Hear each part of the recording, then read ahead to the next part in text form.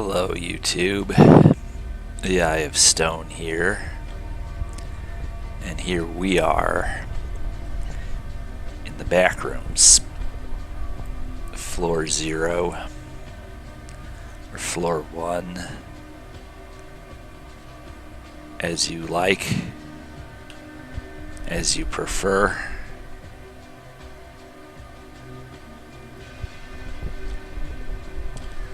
As usual, you could say I'm late to the party. On the other hand, the Backrooms, despite being an internet meme originally, does not seem to have run itself out of energy.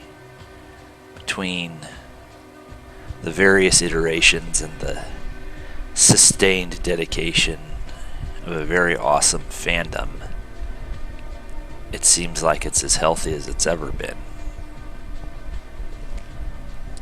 And now that we have all these excellent Backrooms games that are continuing to be developed, then we can say that this is less of a meme now and more of a franchise.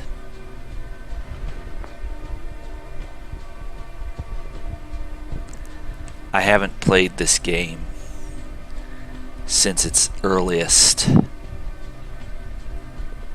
iterations. I don't know if there is actually an active threat. I had heard that there are entities in the complex found footage, but that they don't attack you the way they will in Escape the Backrooms or Inside the Backrooms, both of which I have played. I have played Inside the Backrooms privately and Escape the Backrooms privately. Escape the Backrooms especially at several different points in its development. And we're trying to get Escape the Backrooms up here on the channel, but run into some glitches. We're working on that and we're going to get it worked out. And Escape the Backrooms will be here up on TEOS. Perhaps as a live stream, not as a formal Let's Play. You know, when, let's see how far into the void I can go. Not terribly far. Probably for the better. You know, it's interesting how, what the Backrooms brings out. What it conceals, what it reveals. I think one of the things it speaks to very poignantly is how, you know, there's all this infrastructure and ephemera, all these liminal spaces that we create, and skeletons of them can remain sort of continuing to break down and decay long after the humans who built them have since vacated the premises. And, you know, sure, you can use that to talk about corporate culture or about, you know, a materialistically oriented society. You can talk about all that, but really, quite in spite of what I would prefer, to my great chagrin and disappointment, and I'll say it, my sadness,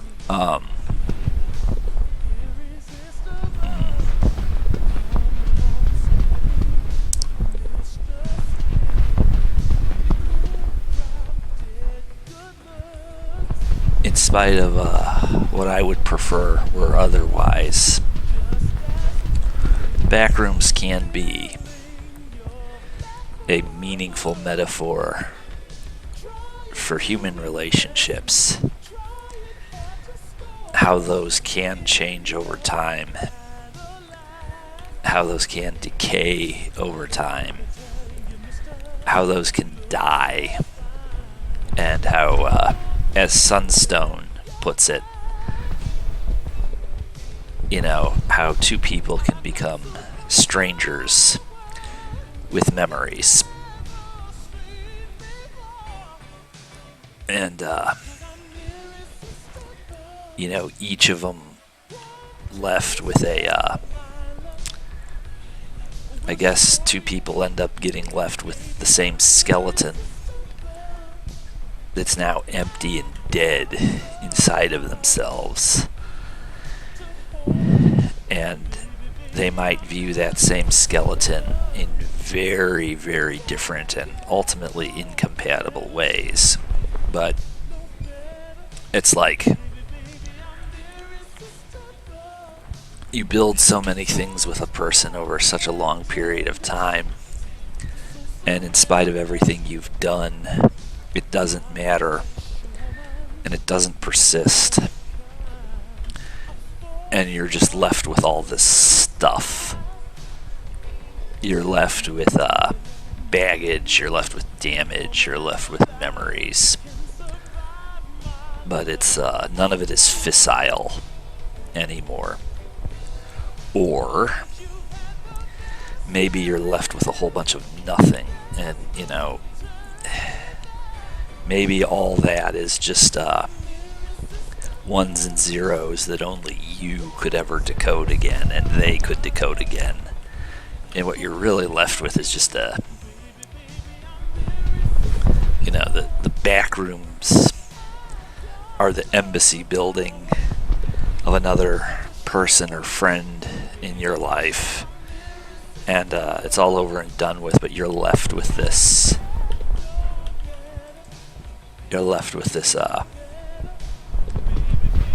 disused zone. And I think that there's some of that that's true in any age. It can go this way in any age and time. This is not in and of itself new, but whether or not there really is anything original about our time, our age, it certainly does have a distinct look about it because of the internet, because of the visual culture. And there is a lot of alienation, a lot of isolation, and people are lost, and people are trapped, and people are hurting. They can't do what they want to do. They can't say what they want to say. They can't get what they want to get. And they're hurting. And there is a region of our minds, I think it resides in that aspect of us, our interface with the collective consciousness, not the collective unconscious, not the collective unconscious, the collective consciousness, us as collective people, as collective folks.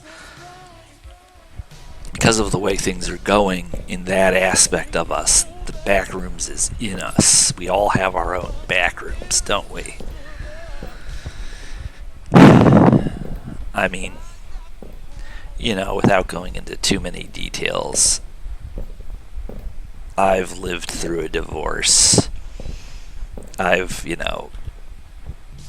had many friendships end and break down, and some of them be better off dead if they're not completely dead. And some of them completely ending. And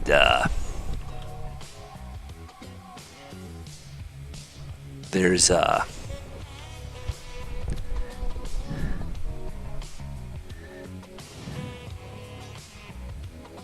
it's like, are you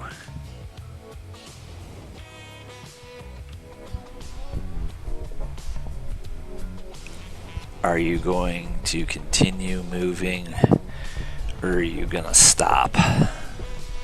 Seems to be the only question. And do you stay where you are and become a mummy in a tomb, or do you just wander?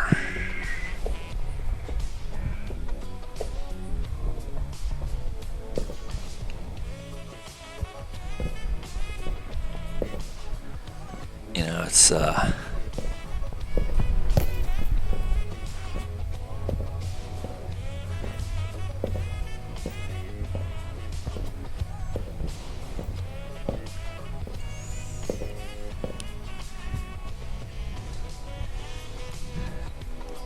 think David Lynch was getting close to something like the Backrooms with Inland Empire.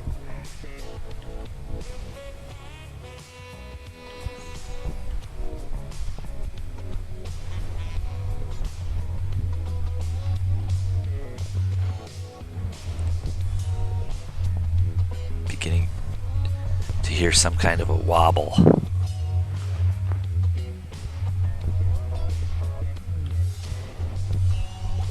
Starting to get decently trippy now.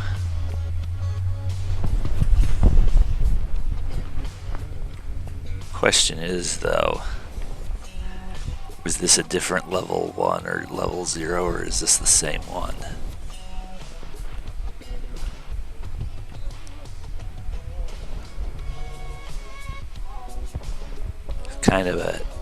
We're kind of listing hard to port here. There's some kind of disorientation.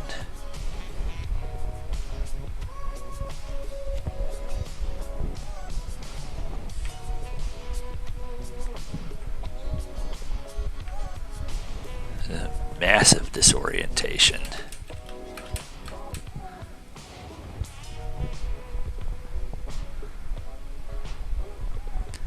I'm seeing some of these new details for the first time.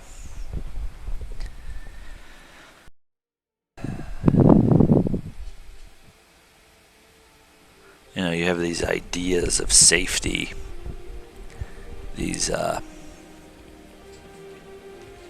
products we make to put people or children at ease, set a mood, set a tone. It's all manufactured, and that in and of itself is not a bad thing. At least it doesn't need to be. If it works, there's nothing wrong with material culture, I don't think. At least not as long as people's relationship to it works. Whatever that means to the people who are up in it, if you will. If people feel that their wants and needs are met decently okay part of the time, I call that a win. I think anybody in their right mind should, but that's just my opinion. You can't have it all and you can't take it with you. That's not a reasonable expectation. But I also think it's not a unreasonable expectation to not want to not be miserable.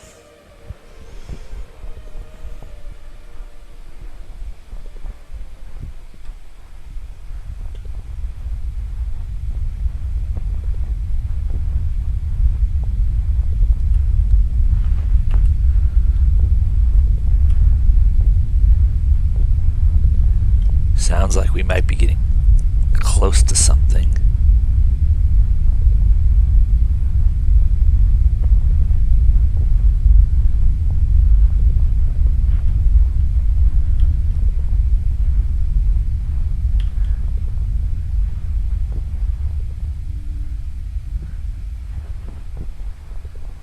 Can't hear it anymore.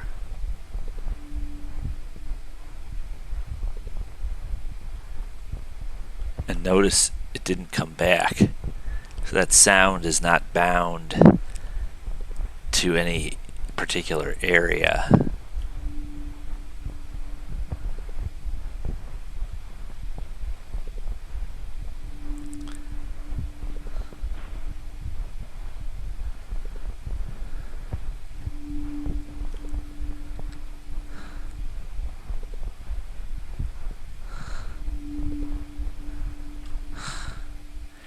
You know, I'm as guilty as a great many other people of thinking that, like, the secret of life could be purchased from a shelf like this at a Barnes & Noble or a Borders. I've fell into that trap many a time and then learned better and unlearned that and had to learn it again. I, don't even want to count how many times.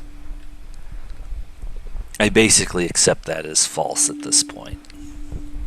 You can't just walk into some store. Books have a role to play. Learning and knowledge have a role to play. They really do. But you can't buy wisdom. You can't buy understanding.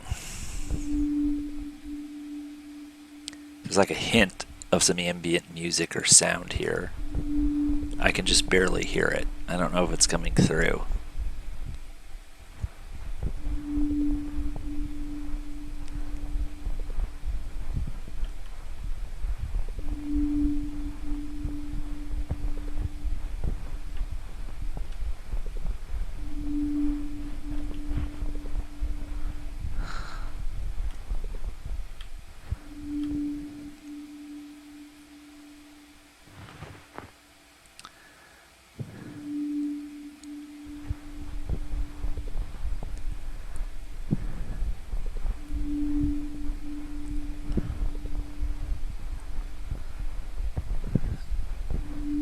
It isn't easy to be a thoughtful person.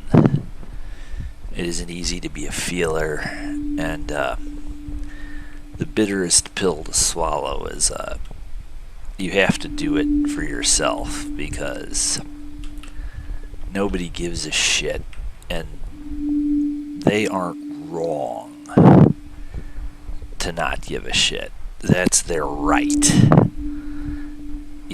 Whether it's because they have problems of their own. There's other people out there who don't have a problem in the world, and a lot of those people want to keep it that way. And I personally, as someone who's a big feeler and a big thinker, as for someone who doesn't have problems, who won't let themselves have problems, no matter what they say or do or what anybody says or does to them, if they feel they don't have any problems, I can never be that kind of person, and I wouldn't want to. But at the same time, it's not as simple as you come down on a person like that, like a ton of bricks, and say, you are lacking. Maybe they are lacking something, but maybe that is not in and of itself where any inherent disadvantage might lie. Maybe it's a trade-off. Maybe they have advantages, or they don't have disadvantages that I do. So as we proceed through the Backrooms, this game seems to be kind of sticking to the same basic theme that was outlined in the earliest release of this, which I played. I got as far as the pool rooms in the complex, I believe. And then I stopped there. I think that's as far as there was to go. But,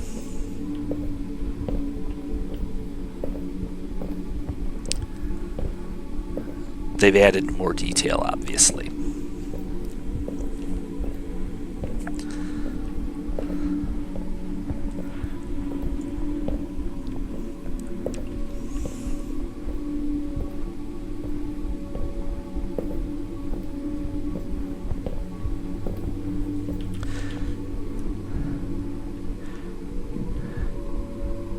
You know, some years before the Backrooms became a thing, in January of 2017, moved out of the house, and the ink was dry on the divorce paperwork by March or May. I can't even remember anymore. And the Backrooms weren't a thing yet, but mall crawling was a thing, because dead malls were already a thing, had already been a thing, and wow, they were becoming a thing. You know, that's when Dan Bell got a lot of this sort of... Dan Bell is kind of the 9 Inch Nails of dead mall and IRL vaporwave. Whether it's a mall or a hotel or a motel or a factory or whatever Urban X subject he deals with, he's the one who really formatted this for a broad audience. You know, proper people, all that. That stuff was out there. I started watching Dan Bell in 2016. And, you know, vaporwave, I mean, there's purists who may say, no, it was all over by then. And anyway, vaporwave is dead. You can't talk about it. Didn't make your presence on Bandcamp known. Yeah, well, screw you too. But those Dan Bell videos, you know, Lush Crayon, Internet Club, the first few years, 2017, 2018, maybe it wasn't until March of 2019, I suppose, when I began to really take any meaningful steps to put myself back together again. I mean, I remember there'd be 2-week benders where I was playing Skyrim 12 hours a day and just inhabiting another world, a escapist fantasy world where everything made sense. But at the same time, if I had to get up and stretch my legs, I was doing a lot of mall crawling. And again, we didn't have the Backrooms yet. Everybody, I think, well, not everybody, but a lot of people who would go on to make the Backrooms what it is now were already tuned into the things that fed the soul of the Backrooms meme, and were already looking at related elements, and all the pieces were there. And, you know, someone had the eureka moment of that photo that got this all started. And, you know, there were the people who built the lore, there were people who built the look, there were people who built the music. They all did it. All of them. Every one of them. They made this. And they created an ecosystem and a world and an interdimensional continuum for everybody, for us, the players and the viewers and the readers and the listeners. They created it for us to inhabit and try to deal with some of this stuff. And they did it because it is a great flowering of 21st century postmodern creativity. It is that, but quite apart from that aspect of it, it's here because it has to be. The Backrooms exist because they have to. They satisfy a need. You can think of this as a post-theistic purgatory. Maybe the laws of physics don't apply quite the same way here. And maybe, you know, whether or not you believe in anything supernatural, maybe you can't actually die here in the Backrooms. So, I don't seem to cast a reflection, for example. I have transcended what would normally be considered a physical object. It's not letting me run. Now you gotta ask yourself, is it possible to get stuck in a loop here? Because right now, it seems like it is.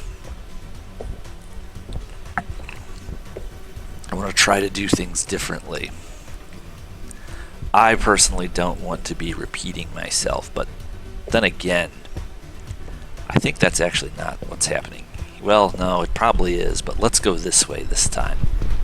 That's certainly one discrete step I can take so that that doesn't happen again.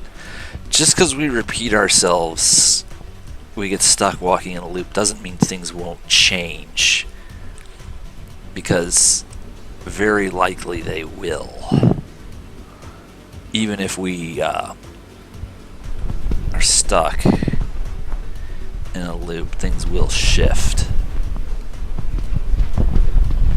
I just want to make sure whether or not there's anywhere else to go on this fork, but it seems like this is actually a dead end. Very well. Try to do it differently this time.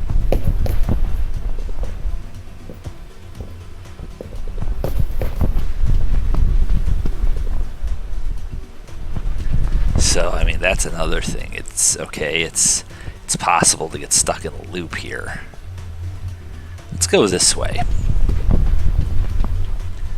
This should prevent that from happening again, I hope. Can't be sure though. There could very much be another way to get stuck back on that loop again. Just because we go this way doesn't guarantee we're not going to get stuck in a loop, but it might help. And yes, I did share some personal stuff just now. That's alright. You know, I'm on YouTube. I've been on YouTube for 10 years. It's a public format. It's a public platform. If, you know, you are completely allergic to your personal shit reaching a larger audience, don't make content. That I feel very strongly about. If you're concerned about your privacy, don't make content on YouTube. Watch YouTube. Comment on other people's shit. Fine. But if you're allergic to people knowing anything at all about you, don't make content. And I'm kind of an open book. Okay? And I'm okay with that, actually. Say what you will about me. So yes, I did share some personal stuff. Why?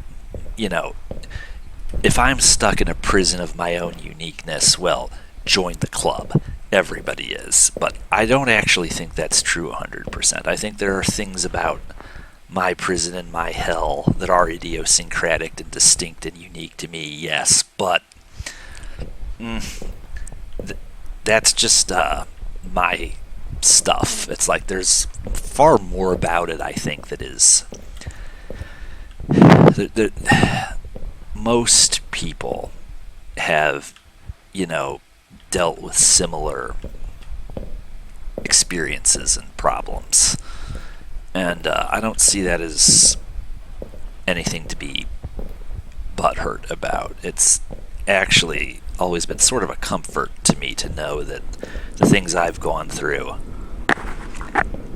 and the things that are messed up in my life are not unique to me, that I'm only one of billions, so that, you know, I didn't invent the wheel as some kind of mess up. Boy, that directional audio sure is awesome. That thunder and lightning. That directional audio is amazing. That was totally immaculate. This, of course, is one of the classic Backrooms areas.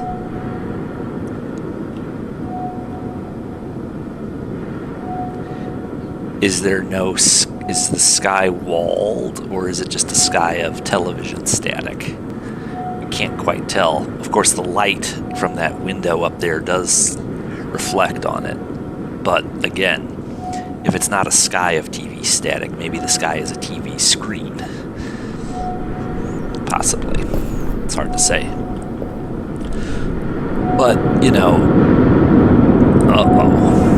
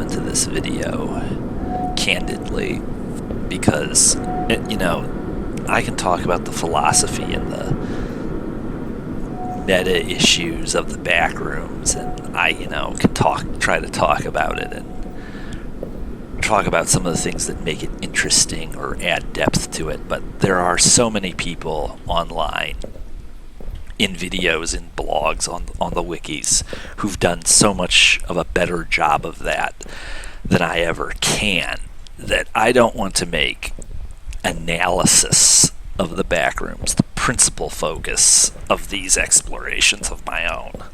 That will be in there, inevitably. Nobody comes to the Backrooms without analyzing it, analyzing the experience in real time just a little bit. Nobody gets out of that entirely, and I'm not going to be an exception to that. But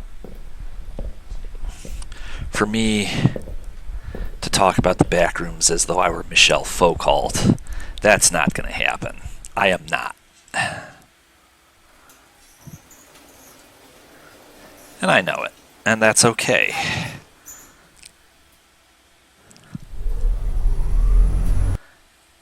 Looks like I've achieved a new level.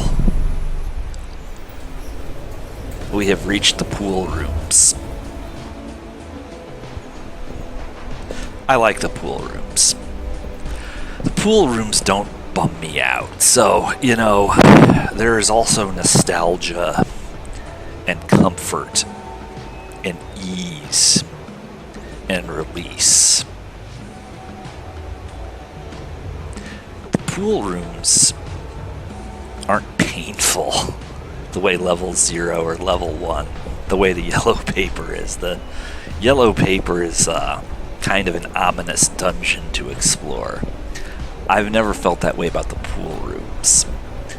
If the pool rooms were the purgatory I was sentenced to for 67 trillion years, that would be okay. It would be nice if I weren't alone. But I don't object to the pool rooms. Actually, I like the pool rooms a great deal. It would be nice to have somebody to sit in the water with.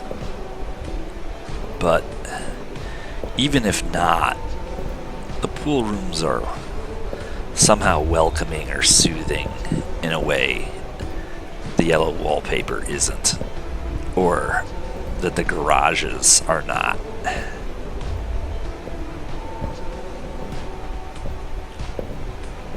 We have a bunch of dead and dying malls here in St. Louis, Missouri. And I have photographed them, both in just a strictly documentarian manner, and also with a Vaporwave or Backrooms, you know, concept in mind. I've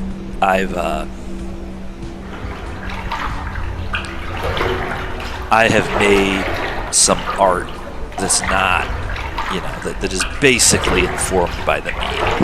I've experimented with making stuff along these lines. Several different projects, actually. Vaporwave and the Backrooms.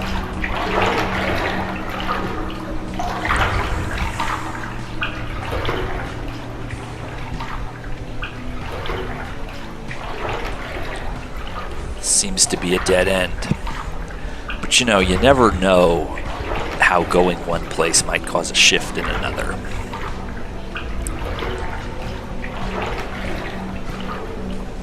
I like the Backrooms. I like the pool rooms.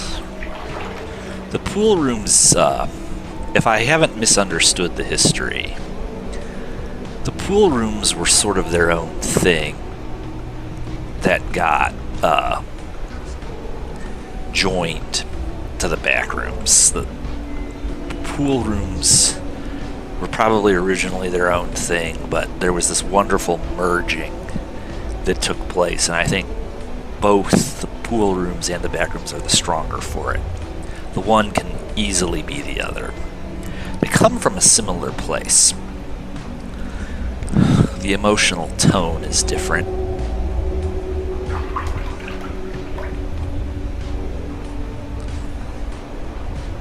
I enjoy the pool rooms a great deal, and there is that contemplative melancholia that probably is still there, but it's not a bad thing here in the pool rooms. And I don't know, it's like, what they need to do is they need to make pool rooms complexes where you pay a fee, you agree not to pee in the water, and you agree not to start trouble. And you agree to keep your voice down. And they need to build something like this and let people just walk it off. Talk it off, walk it off, whatever they need to do. And I think every city that had something like this, yes, it would be expensive. Yes, it would be big. But for something the size of a shopping mall, maybe use the shopping mall buildings to do it, I don't know, or clear the land and build something. I think any city that had its own pool rooms would probably see a drop in the suicide rate and a drop in the number of people in mid to long-term mental health facilities. Just a fan theory. Just my 2 cents. I might know something whereof I speak. I have worked in mental health contexts as a professional.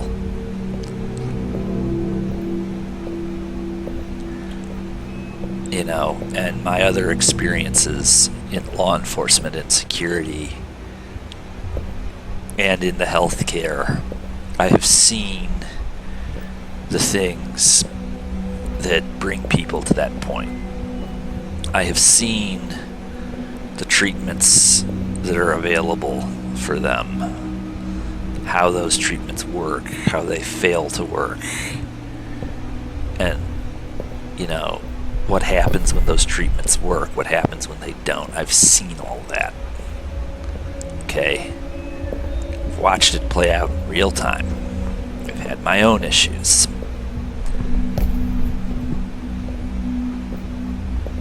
I've managed it better than a lot of people. There's a lot of people who've managed it better than I have. Wouldn't exactly trade my place for anybody else's. You certainly don't want my problems. It would be a pretty bold statement for me to say, I'll take yours sight unseen and you can have mine. I don't do that.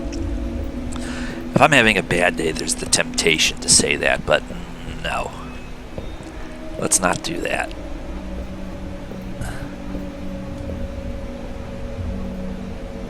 This one's turned off today. Must be down for maintenance. Huh. This was quick.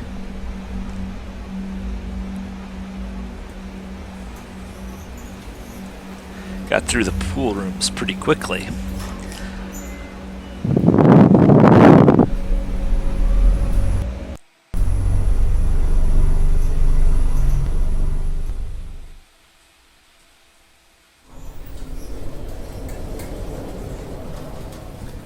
The dining hall.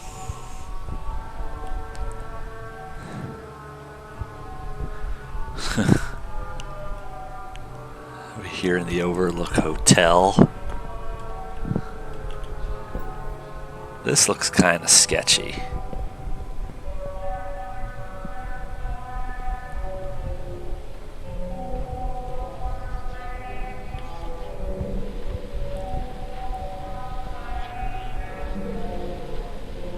I don't know, this is starting to get kind of creepy.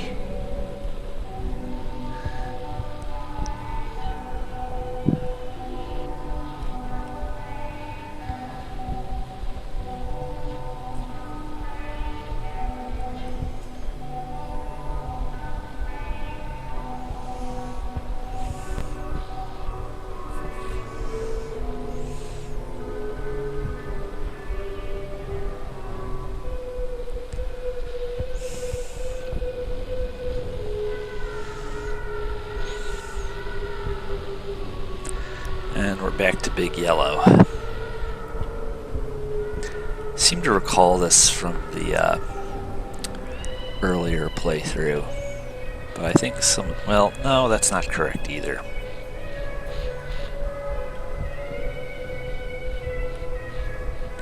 I have the option of not coming back to Big Yellow, though. I think there are non-Big Yellow areas of this level, and why am I imposing Big Yellow upon myself? Let's try to get away from it.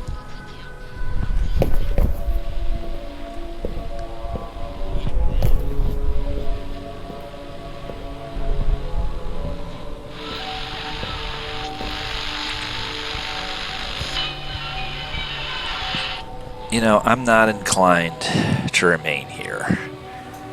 It's entirely subjective, of course, everything about the Backrooms is, but something about that, I didn't like that level as much.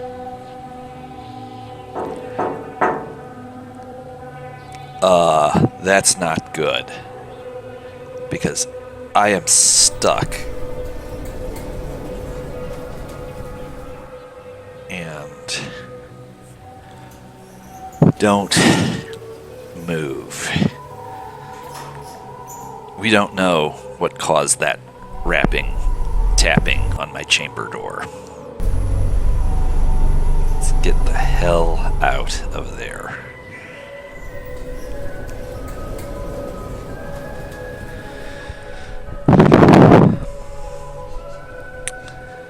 No. This is kind of an intermediate scale. The ceiling is higher than it was at first, but it's lower than it was where we just were. I would tend to conclude that we're not back, as it were, where we started. But you never know what shift in the dimensions can happen.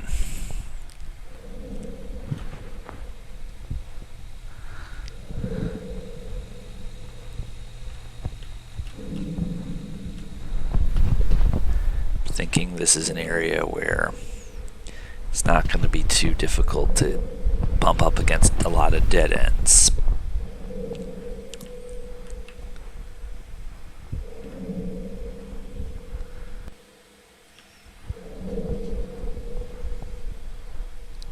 I don't know what this is. Goodness.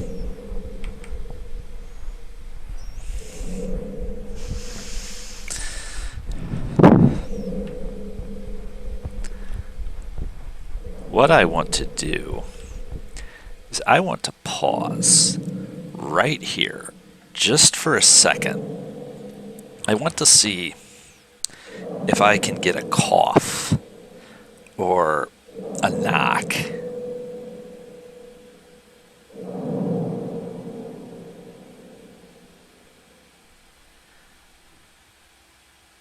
Let's just listen. There does seem to be hints of some ambient noise, at least for a few seconds there was. I just want to see if the environment gives me anything if I stop moving. Let's just listen.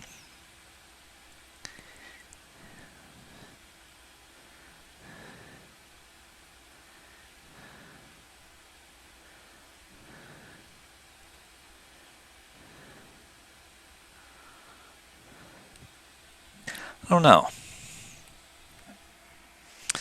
Doesn't seem like it.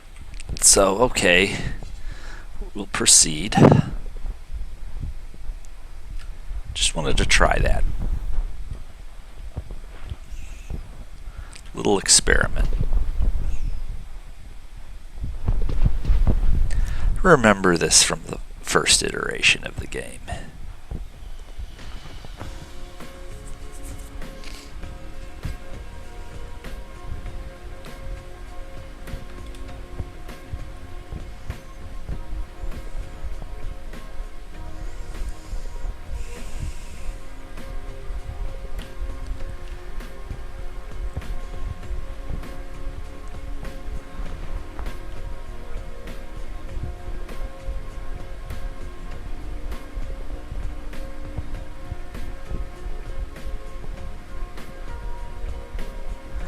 One thing I'm not crazy about these Backrooms games is you can't save your progress. It's like you either play through the entire thing in one sitting or you don't. And that can make a let's play in the traditional sense difficult. Not that this is a traditional let's play anyway. Okay, I remember this. This used to be like at the beginning. It's not anymore, but this used to be where you started. And unless they've changed it, I know there's an elevator around here nearby in this big convention room. This big convention-sized room. I'm a person who, in a group, I think I'd be a lot of fun to go to a con with. Sci-fi, horror, not so much comics or anime, because actually comics and anime really are not my thing. Sci-fi horror, yes. Firearms, yes. The right kind of convention, the right group of people, I think I could actually be a grand old time and would come out of my shell and wouldn't be a mope or a grouch. The right group of people, the right chemistry, the right hotel room, the right after parties, the right films, the right games. I think I could be a lot of fun. And there was a time in this, dirty old town where I had a group of people who that could have been a possibility with. The circumstances and the timing weren't right. Their priorities and mine did not mesh well enough for that to happen at the time. And now they're all more fucked up than I am. Pardon my French. So it's like, no. What I'm not going to do is I'm not going to show up at a convention like a creep with my hands in my pockets. Aw shucks. Will some group take pity on me and adopt a total stranger? No way. I'm not going to do that. But these things can't be forced. Relationships can't be forced. They have to be mutually consenting. And they have to arise spontaneously. You can't force it.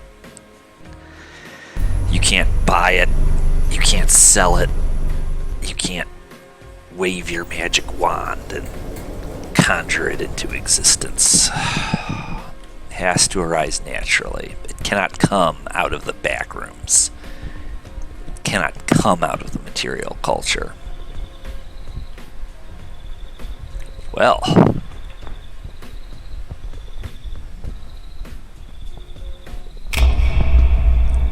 okay. I can't really run the running in this iteration is a joke, and you can't do it for very long. If something comes for me, I'm going to be helpless. Now, I believe if you come in here, you're going to go down a very different rabbit hole. And it's not a rabbit hole I'm sure I want to go down.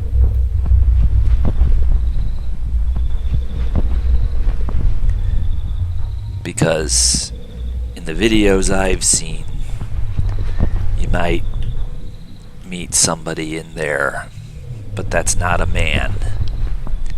That is not a man. Maybe we just depart from canon and go for the elevator. I don't know why, but something about this neighborhood. This is the wrong hood for me. I'm in the wrong hood. Let's try going about this a little bit differently.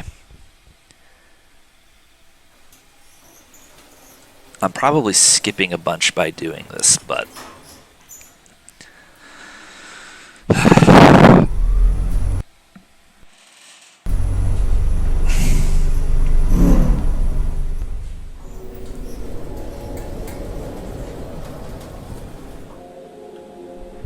friggin' Antarctica?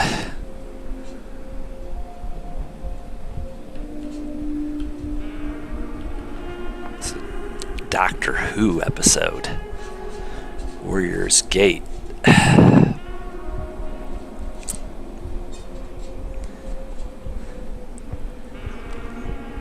The E-Space trilogy is the best arc of the Tom Baker years. The best of the best. It's Doctor Who at its best, it's Tom Baker at his best. The E-Space trilogy. If you haven't watched it, watch it. Boy, we're really going David Lynch now. I wonder what David Lynch makes of the Backrooms. Well, I think it's kind of stealing my thunder, honestly. If you have the Backrooms, what do you need my Inland Empire for? Well, Laura Dern.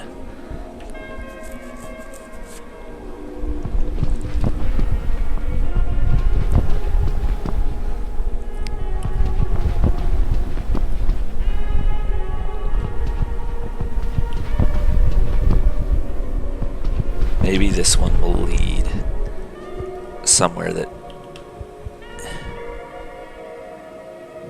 violates causality and gets us out of here. But then again, maybe not. Yeah. Hopefully there's another elevator behind these houses.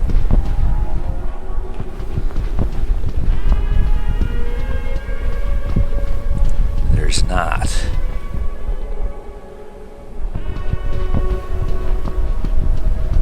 Okay, in this level,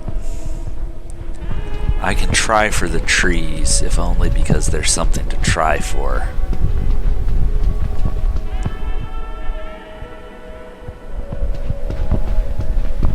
But I don't know where the box of this level is going to end. It's going to end right here.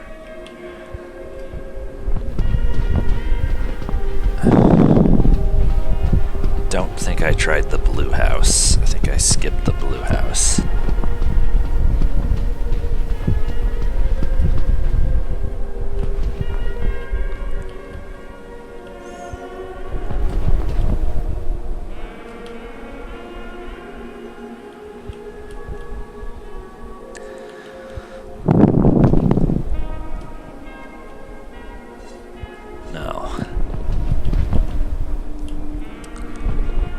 Here we go. Don't skip the blue house.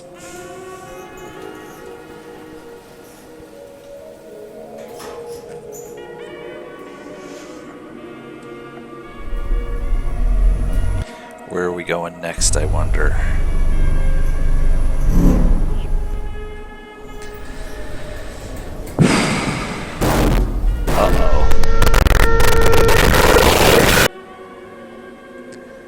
survive.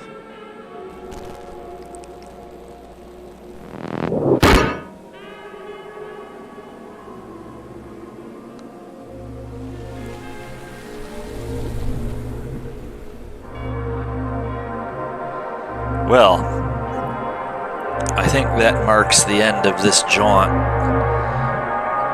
through complex found footage.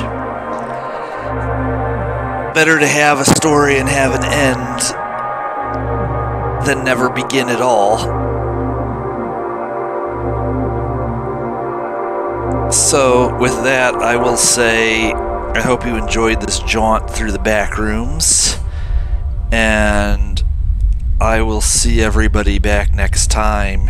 You know, I am trying to revitalize this channel, and while still leaving the door open for additional Thief franchise projects, if good ideas for how to protect the legacy of the original games present themselves, myself and Ekmer we will conceive and develop and eventually deliver those projects as the quality control process dictates. But there is a process we go through, and our Thief videos have to meet certain standards of quality and just deal with a certain aspect of the Thief franchise. And as those projects come up and become relevant, we've got, I suppose, 2 of them under development right now, and one will be appearing here on the channel pretty soon. The other one's going to take a while, but beyond that, I really do need to branch out and go further afield. And I can tell you that, you know, I'm going to try to keep a pace for the rest of 2024. However, 2025 is going to be an explosion. I've got a lot of new stuff coming, newer-ish stuff coming. I'm always late to the party. You know, classic legacy games are my thing.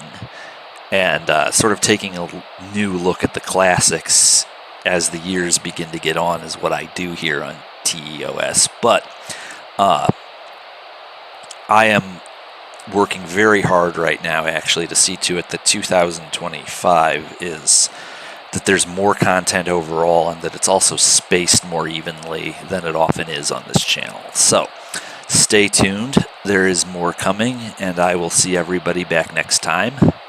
Laters.